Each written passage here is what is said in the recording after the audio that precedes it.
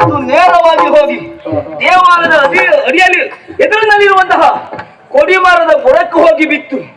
ನನ್ನಂತಹ ಕಾಣಿಕವನ್ನು ತಿಳಿದಂತಹ ಅವರು ತಪ್ಪಾಯ್ತದ ಕ್ಷಮೆಯನ್ನು ಕೇಳಿದರು. ಅವರ ತಪ್ಪನ್ನು ಮನ್ನಿಸಿ ನೇರವಾಗಿ ದೇವಾಲಯದ ಒಳಗೆ ಹೋದೆ. ಪರಮೇಶ್ವರನನ್ನು ಪೂಜೆ ಮಾಡಿ ಪ್ರಸಾದವನ್ನು ಹಿಡಿದು ಹೊರಗೆ ಬಂದಾಗ ಹಸಿವೆ ಹೆಚ್ಚಾಯಿತು.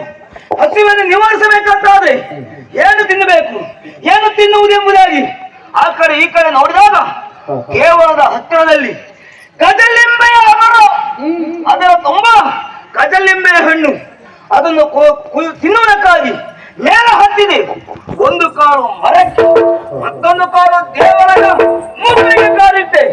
ಆ ಸಂದರ್ಭದಲ್ಲಿ ಧರ್ಮವನ್ನು ರಕ್ಷಣೆ ಮಾಡುವಂತಹ ಧರ್ಮ ದೇವತೆಗಳು ನೇರವಾಗಿ ಅಲ್ಲಿಗೆ ಬಂದು ಸಿಟ್ಟುಕೊಂಡಂತಹ ಅವರು, ಅಬ್ಬ ಇವರ ಧೈರ್ಯವೇ, ಇಷ್ಟೆಲ್ಲ ಹಾರಾಟ ಮಾಡುವುದಕ್ಕೆ ಏನು ಕಾರಣ? ಇದಕ್ಕೆಲ್ಲ ಕಾರಣ ಇವನ ಕಾಯ. ಇನ್ನು ಮುಂದೆ ಇವನ ಕಾಯ ಇರಬಾರದು, ಅದಕ್ಕಾಗಿ ಮಾಯವಾಗಲಿ ಎಂಬುದಾಗಿ ಶಾಪವನ್ನು ಕೊಟ್ಟರು. ಅವರು ಕೊಟ್ಟಂತಹ ಶಾಪ ನನಗೆ ವರವಾಯಿತು.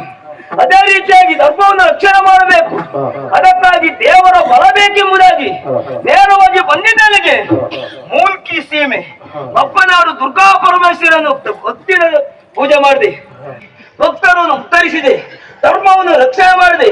ಅಲ್ಲಿ ನೆಲೆಯಾದ ಬಳಿಕ ನೇರವಾಗಿ ಬಂದಿದ್ದಲ್ಲಿಗೆ ಕುಕ್ಕೆಹಳ್ಳಿಯಲ್ಲಿ ಹೊರಗಜ್ಜನಾಗಿ ನಾನು ನೆಲೆ ಹಾಕಿದ್ದೇನೆ. ಆದ್ರೆ ಈ ಸಂದರ್ಭ ನನ್ನ ಭಕ್ತಿಗೆ